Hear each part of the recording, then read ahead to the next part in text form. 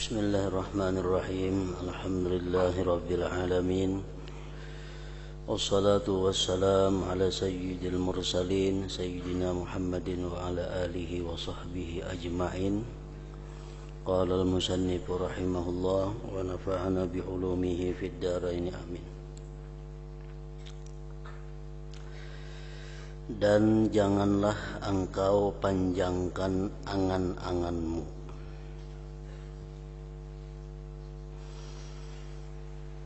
Dan janganlah engkau panjangkan angan-anganmu. Artinya, janganlah engkau merasa masih lama hidup di dalam dunia ini. Jangan merasa bahwa masih lawas selagi mati.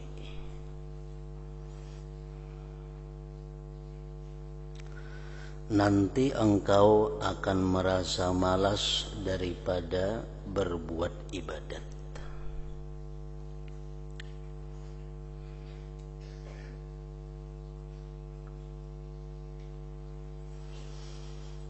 Itu yang ditakutkan oleh Rasulullah sallallahu alaihi wasallam kepada kita, antara lain adalah tulul amal. Rasulullah khawatir kalau umatnya itu terserang satu penyakit yang namanya tulul amal, merasakan masih lawas hidup di dunia ini, karena itu membuat malas berbuat ibadah.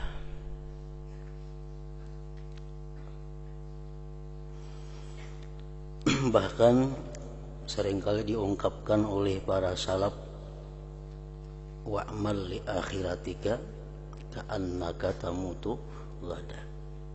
Beramallah engkau untuk akhirat engkau seolah-olah engkau mati besok hari.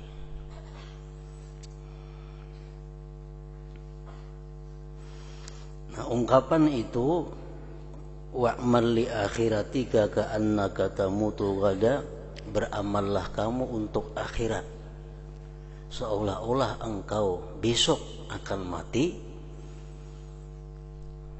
Itu mengakibatkan, pertama, kita kadang menunda taat karena kita menganggap besok mati.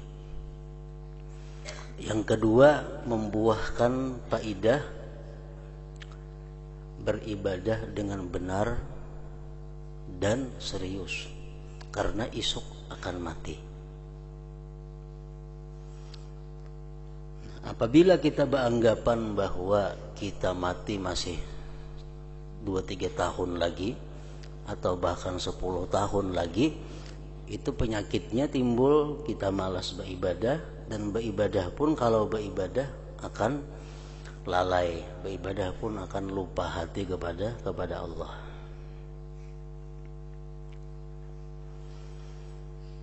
Bahkan hendaklah engkau pikirkan bahwa kematianmu itu sangat dekat sekali kepadamu.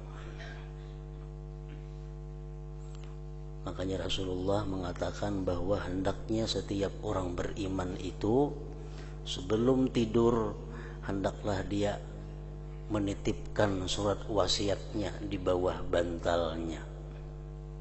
Kenapa? Karena kalau esok kita kada berumur lagi, jadi surat wasiat sudah ada di bawah bantal.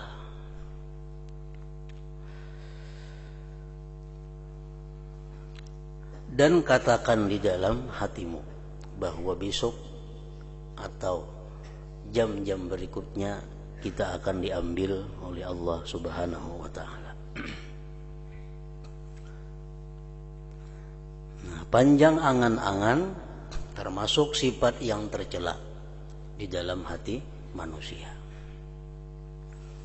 Imam Ghazali rahimahullah dalam beberapa kitab beliau menerangkan tentang macam-macam orang yang panjang angan-angan itu. Ujar Sidin, wa minhum man ya'mulul baqa wa yashtahi abada. Ada manusia itu yang merasakan bahwa hidupnya masih lama dan dia ingin yang demikian itu. Mungkin aku mati lagi 70 tahun hanyar mati. Mungkin aku 50 tahun lagi hanyar mati. Nah, ada sebagian orang yang beranggapan, berpikiran macam itu. Mungkin aku nanti 30 tahun lah asa kada mati lagi. Nah, itu paling berbahaya, paling buruk di antara sifat panjang angan-angan. Yang terbaik sedikit, wa minhum man ya'mulul baqa ilal haram. Ada orang yang merasakan hidupnya ini sampai tua. Ya, aku paling-paling lagi 2-30 tahun berumur. Karena umur sekarang sudah 30, paling-paling 33 macam Nabi mati ya. Nah, ini terbaik pada yang pertama tadi. Yang pertama tadi menghitung kayak umur Nabi Nuh 1000 tahun hanya mati. Nah, ini mungkin aja aku 1000 tahun juga. Nah, yang kedua kada macam itu, terbaik sedikit. Ya paling-paling kalau aku ini mati kayak umur Nabi kalau 63. Sekarang umur sudah 40. Yang terbaik lagi, wa minhum man ya'mulul baqa ila sana. Ada orang yang merasakan hidupnya paling lawas setahun lagi. Nah, ini terbaik. Sebagian mereka ada yang merasakan hidupnya lagi paling setahun. Nah, tandanya orang yang merasakan hidupnya itu paling setahun lagi, tandanya apa? Inya kada mau berhutang, anggaran hutang tu limpuah setahun. Inya kada mau mengeridit 3 tahun hanya punah.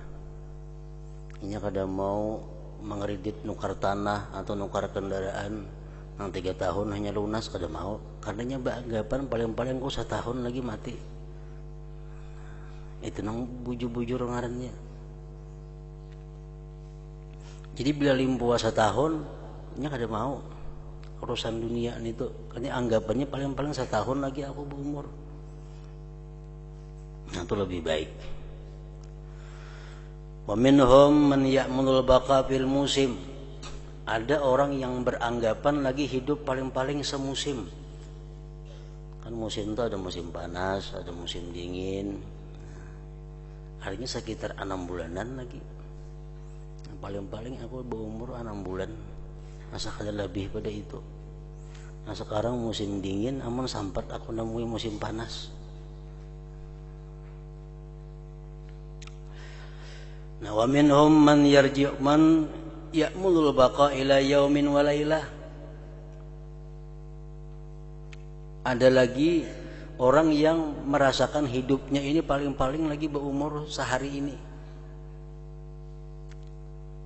Aku mau tentu kena kamarian berumur sampai kena kamarian. Amun tentu sampai subuh kena berumur.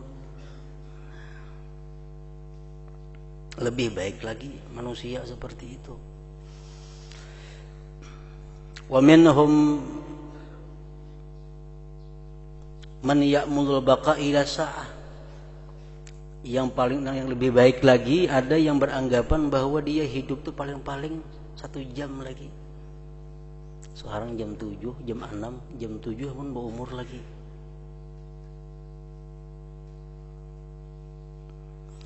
Ini ia sabda Rasulullah, pesan beliau kepada Abdullah bin Umar, idza asbahta fala tuhaddis nafsaka bil masa wa idza amsayta fala tuhaddis nafsaka bis sabah.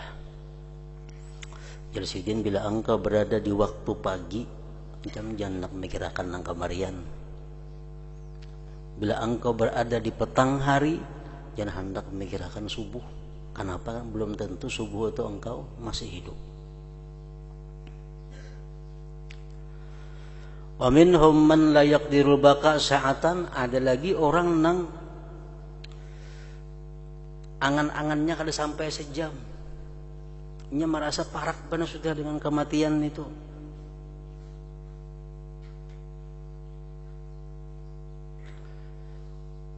Rasulullah pernah sidin sakit, lalu sidin bertayamum, padahal banyu ada di dapur.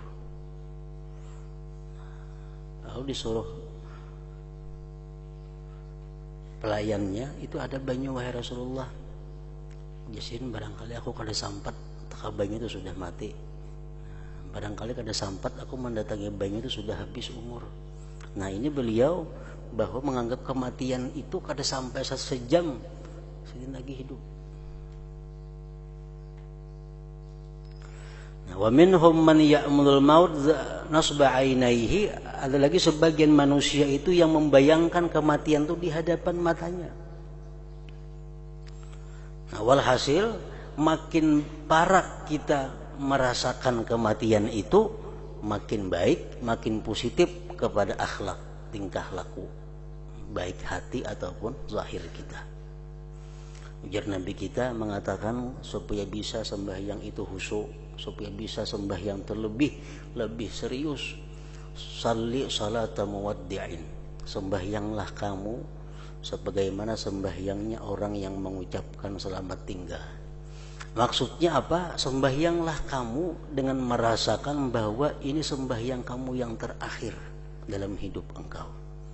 Nah, otomatis sembahyang kita hati-hati, sembahyang kita lebih baik daripada biasanya. Karena ini kita menganggap sembahyang yang terakhir dalam lembaran amal catatan ibadah kita, sembahyang terakhir di dalam hidup kita. Nah, itu satu cara untuk bisa membaguskan sembahyang. Rasakan, pikirkan bahwa ini sembahyang adalah sembahyangku yang terakhir dalam hidupku. Nah, lalu sembahyang bagus tuh. Hati-hati. Bersabarlah engkau hari ini, mungkin engkau akan mati pada malam nanti. Dan bersabarlah, malam ini mungkin engkau akan mati pada besok pagi. Karena mati tidak datang pada masa yang tertentu dan dalam keadaan yang tertentu ataupun pada umur yang tertentu.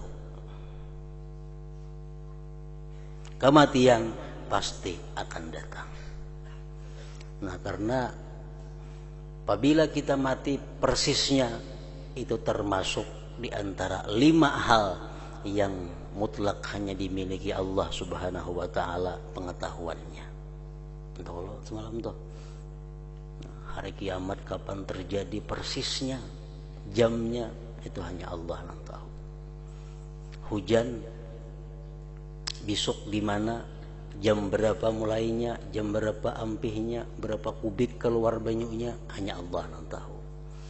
Yang ketiga, yang dalam perut ibu, anaknya laki-laki kah, bini-bini kah, ahli surga kah, ahli neraka kah, sugih kayaknya hidupnya, miskin kah, alim kah, jahil kah, hanya Allah yang tahu. Nah, yang keempat, kapan kamu mati dan di mana kamu mati, itu pun hanya Allah Subhanahu wa ta'ala yang tahu. Yang kelima, esok apakah kita mengerjakan dosa lebih banyak daripada ibadah atau mengerjakan ibadah lebih banyak daripada dosa, itu hanya Allah yang tahu. Nah, termasuk 5. Kematian termasuk di situ, hanya Allah yang bisa tahu, hanya Allah yang bisa menentukan kapan, jam berapa, hari apa seseorang itu akan mati. Kematian pasti akan datang. Oleh itu bersiap-siap untuk menghadapinya adalah satu kepastian pula. Dan bersiap-siap untuk menghadapinya adalah lebih utama daripada bersiap-siap untuk mendapatkan kebahagiaan dunia. Kebahagiaan dunia kita belum tentu mendapatkan, belum tentu. Sedangkan menghadapi kematian itu pasti. Bukankah engkau memang sudah mengetahui bahwa engkau tidak akan lama hidup di dunia ini? Barangkali umurmu hanya tinggal 1 hari, atau hanya sekali bernapas saja lagi, gak ada tahu kita. Pokoknya yang jelas kematian itu pasti kita hadapi, pasti kita jumpai.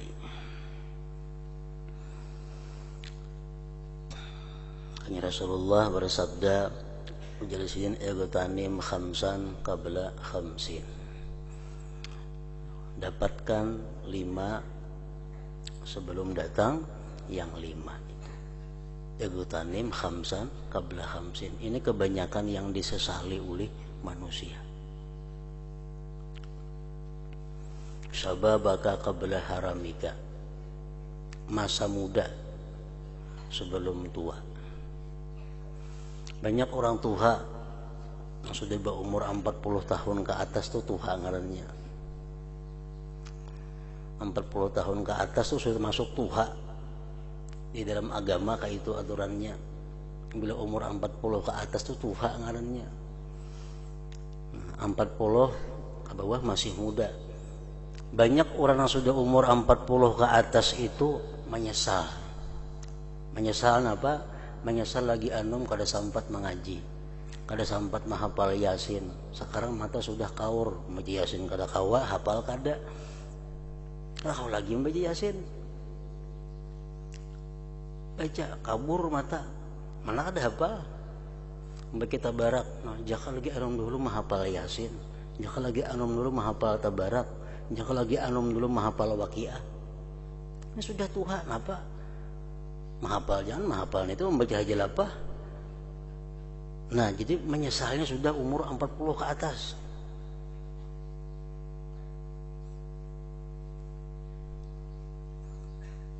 Sababaka qabla haram. Padahal Nabi sudah mengingatkan. Nabi sudah jauh-jauh hari memberikan peringatan kepada kita, dapatkan masa muda itu, karena masa muda kada akan terulang sepanjang masa. Mau terbulik masa muda kada mau terbulik. Wa sihhataka qabla sukmik. Masa sihat sebelum masa garing. Lagi sihat kada hendak beribadah, lagi sihat kada hendak menuntut ilmu, lagi sihat kada hendak tahajud di tengah malam. Sudah garing lo hendak kawal lagi, kada kawal lagi.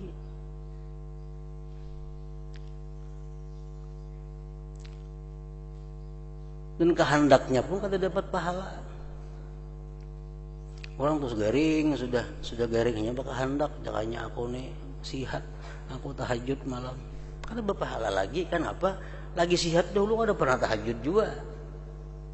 Jakanya lagi sihat itu rajin mengaji, lagi sihat itu penyembahyang, lagi sihat itu pemuasa, lagi sihat itu peibadat.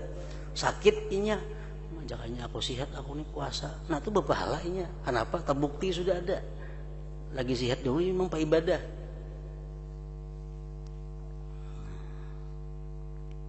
Sihataka qabla sukmika wa ghinaka qabla fakrik.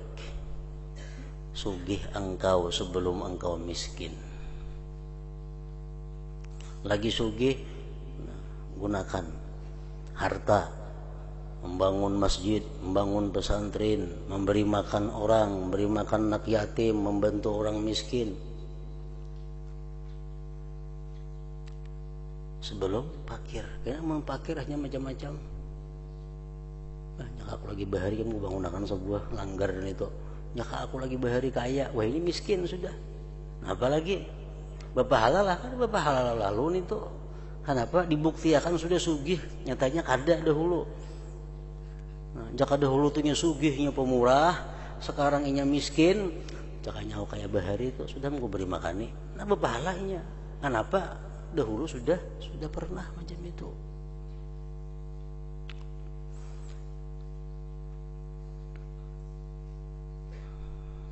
Wa faragaka qabla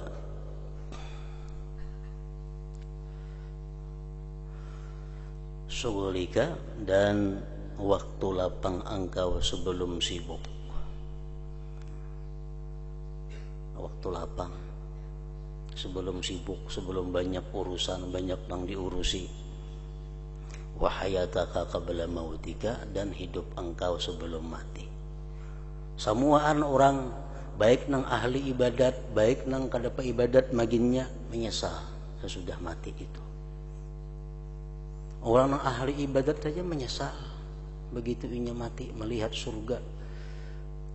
Menyesalnya apa? Masih kurang merasa beribadat, jakanya tambah lagi banyak lagi nikmat yang diperoleh di surga. Mamitak-mitak surga itu amal ibadah. Makin banyak amal ibadah, makin banyak fasilitas surga yang didapat. Ada sama bang? Misalnya kita sama juga masuk surga kedua-duanya, cuman saya kuni banyak ibadahnya. Nah, dalam surga kada sama fasilitas yang diberi Allah. Perkataan salah seorang sahabat mengatakan bahwa engkau bisa selamat dari siratal mustaqim itu dengan kemaafan Allah. Kita menyeberang titian siratal mustaqim itu, kita bisa selamat di situ dengan kemaafan Allah. Nah, dari siratal mustaqim kita bisa masuk ke dalam surga itu birahmatillah, dengan rahmat Allah. Kita bisa masuk ke pintu surga itu dengan rahmat Allah. Nah, kemudian kita dalam surga mendapatkan fasilitas kenikmatan tergantung banyaknya amal ibadah yang kita lakukan. Nah, jadi ibadahnya pendudian. Untuk meniti siratal mustaqim, ibadah kadang-kadang diandalkan, pasti kalah, gugur. Siapa jua pun lewat titian mustaqim, kalaunya kata diampuni, dimaafi Allah, gugur. Walaupun ibadahnya macam seduniaan ini diisi ibadah. Masuk surga, ibadah kita kadang-kadang jua membayari. Jadi rahmat Allah yang kita bisa masuk surga. Nah, dalam surga ini tuh hanya kita pakai ibadah ini. Nang sambayang duha dapat ini, nang kada berduha kada dapat. Nang sambayang tahajud dapat ini, nang kada tahajud bang kada dapat itu. Nah, itu dalam ibadah membagi-baginya ibadah.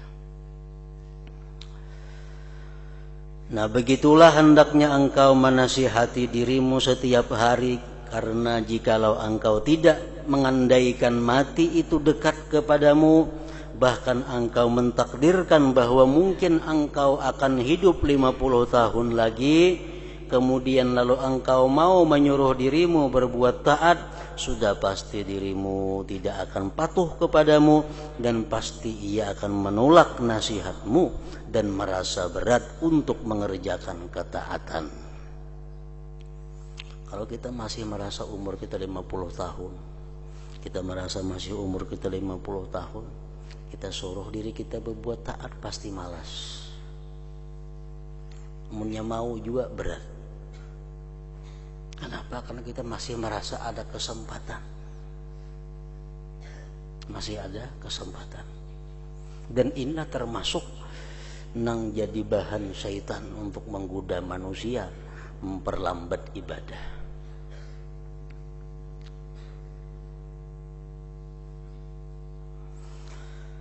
Maka paksakanlah dirimu untuk mengerjakan ketaatan, niscaya engkau akan bergembira ketika engkau mati nanti dengan kegembiraan yang tidak ada kesudahannya.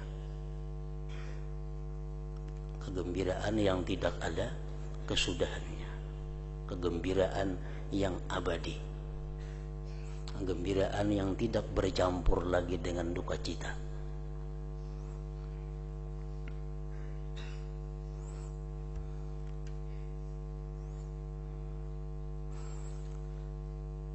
Rasulullah sallallahu alaihi wasallam bersabda, ujar Nabi, akullukum yuhibbu ayyadkhulal jannah, adakah kalian kepingin masuk surga?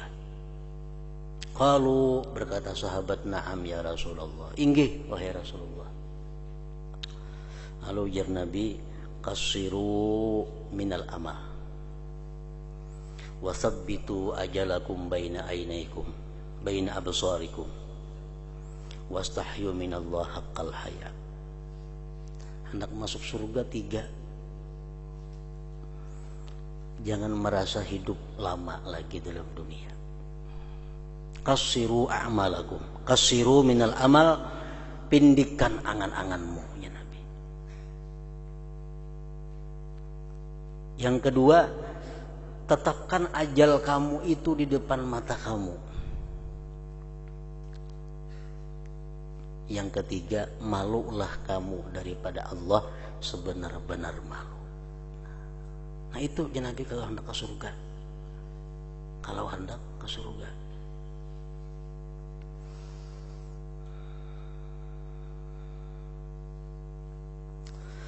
Tetapi jika engkau suka menangguh-nangguhkan ketaatan dan tidak mengambil berat dalam masalah ini, pasti engkau akan menyesal. Pasti engkau akan menyesal. Karena kematian akan datang menemuimu pada masa yang tidak disangka-sangka.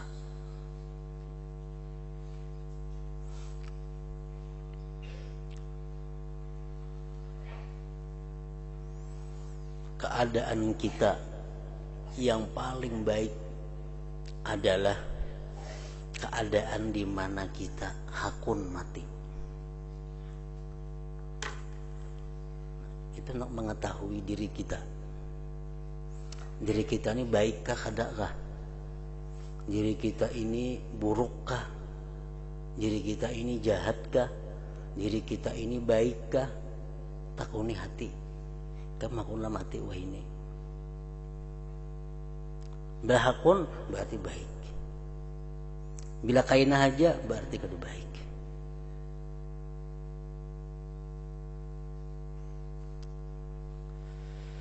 Kita rahatan baca Quran, rahatan baudu, rahatan menghadap kiblat, rahatan baca Quran, khusyuk. Hakun lah kita mati, hakun. Pasti hakun. Karena rahatan suci, rahatan baca Quran, rahatan khusyuk, kon lah mati kan saat itu hakun. Pasti baik ngarannya tuh. Menikah rahatan main bola, rahatan bertukar, rahatan berjual, rahatan berdagang, aku lah mati. Nanti mampak barang, nah orang nukar barang, dipakakan barang. Jangan pembeli ini, nah, mampak barang, rumah hitung duit, nah mati hakun lah. Ada hakun, kan berarti kan itu baik nih tuh orangnya. Keadaan kita yang paling baik itu keadaan di mana kita senang mati. Rahatan nuntut ilmu, membaca kitab, mati mau. Kenapa? Karena mati di kebun surga. Orang yang duduk di majelis ilmu, duduk di tempat-tempat pengajian ilmu agama yang membicarakan hukum Allah, itu duduk di Riyadil Jannah, duduk di kebun surga, taman surga. Kenapa disebut taman surga? Kan taman itu biasa di luar surga, taman itu biasa di luar andaknya. Taman ada mau dalam rumah, ada taman. Taman itu dihiga di belakang atau muka taman. Orang yang duduk menuntut ilmu itu duduk di taman surga. Nah, jadi artinya apa? Andai kata inya mati saat itu masuk surga. Karena sudah berada di tamannya. Sudah berada di taman surga. Jadi yang memisahkan inya dari surga ke taman itu hanya kematian. Nah kalau kita bisa mati rahatan duduk nuntut ilmu, itu luar biasa baiknya. Dan kita kepingin. Nah, jadi mengetahui kita baik atau kada, pekerjaan kita, tingkah laku kita, takuni hati. Kan hakunlah mati wah ini. Nah, belinya hakun berarti baik. Tetapi jika engkau suka menangguh-nangguhkan ketaatan, menunda-nunda ketaatan, dan tidak mengambil berat, tidak serius dalam masalah ini, pasti engkau akan menyesal. Karena kematian akan datang menemuimu pada masa yang tidak disangka-sangka. Maka pada ketika itu engkau pasti akan menyesal dengan penyesalan yang tiada ada kesudahannya. Dengan penyesalan yang tidak ada kesudahannya. Di dalam kitab Ihya disebutkan bahwa kebanyakan teriakan ahli neraka itu disebabkan taswif, disebabkan menunda-nunda itu. Orang yang masuk neraka itu kebanyakan akibat taswif, akibat merasa panjang umur lagi. Itu kebanyakan. Aktsaru siyahi ahli nar min taswifin. Kebanyakan teriakan orang-orang masuk neraka itu akibat mereka merasa panjang lagi umur, sekalinya mendadak mati. Kada sempat lagi tobat, kada sempat lagi membulikakan harta orang yang dizalimi, kada sempat lagi minta ampun kepada orang yang dianiaya, mati. Kada sempat lagi mengqadha qadaan yang banyak, mati. Itu yang menyebabkan banyaknya teriakan-teriakan dalam neraka. Nah, karena taswif, menunda-nunda itu pasti menyesal dengan penyesalan yang tiada ada kesudahannya.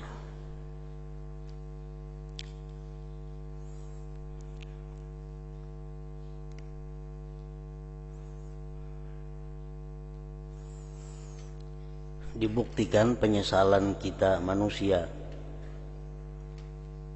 di waktu kita melihat malaikat maut, itu dibuktikan di situ penyesalan. Begitu kita didatangkan malaikat maut, di situ sekaligus kita diperlihatkan oleh Allah tempat di mana kita bakal datangi. Apakah kita masuk surga? Diperlihatkan surga. Apakah kita masuk neraka? Diperlihatkan neraka. Orang yang hendak mati itu umumnya yang mati dalam keadaan normal itu umumnya menangis. Baik nang ke surga, baik nang ke neraka menangis. Nang masuk ke surga menangis karena gembira, menangis karena syukur kepada Allah. Nang mana melihat neraka menangis ketakutan. Nah, di saat manusia ini melihat malaikat maut datang, melihat surga atau melihat neraka, di situ sudah habis amal kita. Buku kita ditutup. Amal kebaikan apapun yang kita kerjakan kada berguna lagi. Karena sudah habis masanya. Nah, di saat itu penyesalan bagi orang-orang terutama yang banyak maksiat, banyak kesalahannya, di situ menyesal. Seapa kadar menyesalnya itu? Umpamanya orang ini berisi harta, kekayaannya itu mencapai 100 miliar. Sugih itu 100 miliar. Begitunya melihat neraka yang bakal dihuninya, di situnya memohon kepada malaikat maut, wahai malaikat maut, aku minta timpu waktu beberapa detik. Untuk napa ya malaikat maut? Untuk bisa berkata-kata menyumbangkan seluruh harta kekayaanku itu agar aku jadi orang saleh. Adalah harta gunanya yang dicari dalam dunia yang susah payah siang malam, kan tidak gunanya. Begitu kita melihat neraka itu, begitu melihat malaikat maut, laula akhartani ila ajalin qarib asaddaqa wa akum minas salihin. Wahai malaikat maut, beri aku waktu sesaat, beberapa detik, hanya sekedar bisa untuk mengucapkan hartaku itu seluruhnya kuwakafkan, supaya aku jadi orang saleh, jangan masuk ke neraka itu. Nah, ya malaikat maut, sudah habis masamu, sudah habis masamu, sudah habis. Nah, jadi di situ penyesalan, kada ada gunanya. Dan harta yang banyak itu kada cukup membayari penyesalan itu, kada ada gunanya. Bayangkan kita bercari kayak apa-lapahnya, rela kita beriakan semuaan karena sudah melihat neraka di hadapan mata. Nah, manusia dengan penyesalan yang tiada ada kesudahannya. Jadi menyesal nang kayak apa aja sesahnya dalam dunia ini masih inting.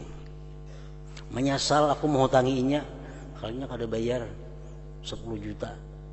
Menyesal aku mau hutanginya, memudalinya sekali dibubuhnya lari, itu masih inting menyesalnya. Masih kawa diperdapati, masih kawa dicari. Tapi kalau sudah menyesal di saat itu, kada ada gunanya lagi. Kada ada gunanya. Dan hendaklah engkau selalu mengingati satu pepatah Arab, wa indas sabah yuhmadul qaumus sura, artinya dan di waktu pagi akan dipuji kumpulan yang telah berjaya berjalan pada malamnya. Kita musafir unta sampai maghrib istirahat, kawan nang saikong ini istirahat, aku guring-guring dahulu jarinya, kayaknya aku udah tengah malam aja mulai pulang berjalan. Ada kita kada, kita langsung begitu habis istirahat langsung jalan. Sampai di subuh kita sampai di kota sudah, kita sampai di kota nang dituju. Sedangkan kawan kita subuh masih di tengah jalan nang gelap gulita. Nah itu artinya di waktu pagi akan dipuji kumpulan yang telah berjaya berjalan pada malamnya. Dan apabila engkau sudah mati, barulah segala apa yang aku sebutkan ini menjadi satu kenyataan, ujar Imam Ghazali. Dan apabila engkau sudah mati, barulah segala apa yang aku sebutkan ini menjadi suatu kenyataan. Seperti firman Allah Ta'ala, wala ta'lamunna naba'ahu ba'da hin, surah Sad. Maksudnya, dan selagi akan kamu ketahui kebenaran apa yang dikhabarkan kepadamu pada suatu masa.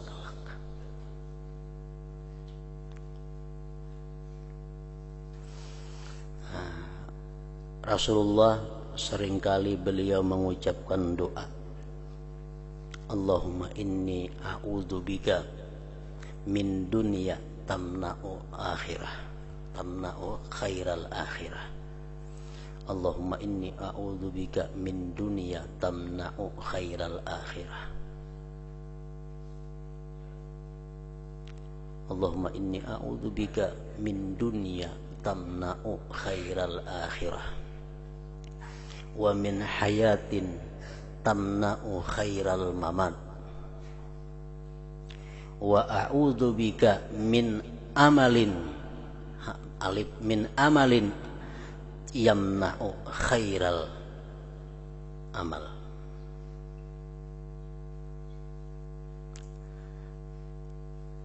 Wa a'udzu bika min amalin yamna'u khairal amal.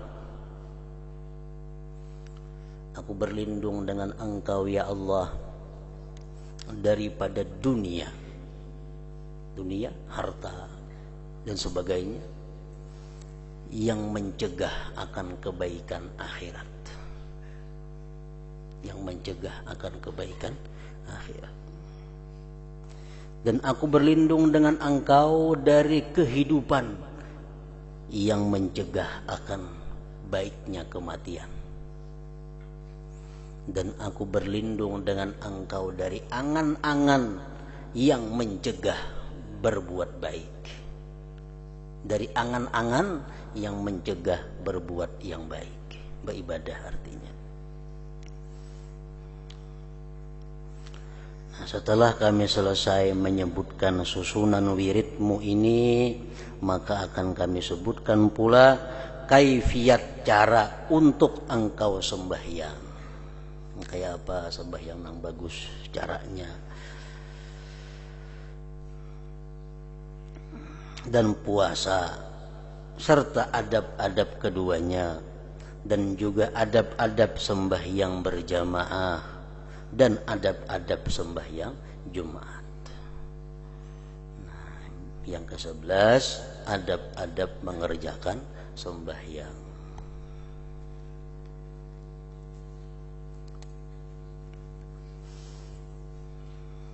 حضرة النبي صلى الله عليه وسلم. الفاتحة. إياك نعبد وإياك نستعين اهدنا الصراط المستقيم صراط الذين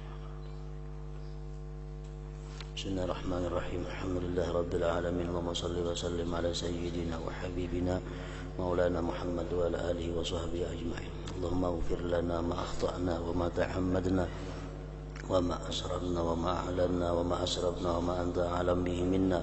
أنت المقدم وأنت المؤخر لا إله إلا أنت. اللهم انفعنا بما علمتنا وعلمنا ما ينفعنا وزدنا فهما وعلما وعملا وهدى وتوفيقا برحمتك يا أرحم الراحمين. اللهم احفظنا واحفظ من معنا وما معنا من البلاء وشر كل ذي شر إنك على كل شيء قدير. صلى الله عليه وسلم محمد وآله وسلم. الحمد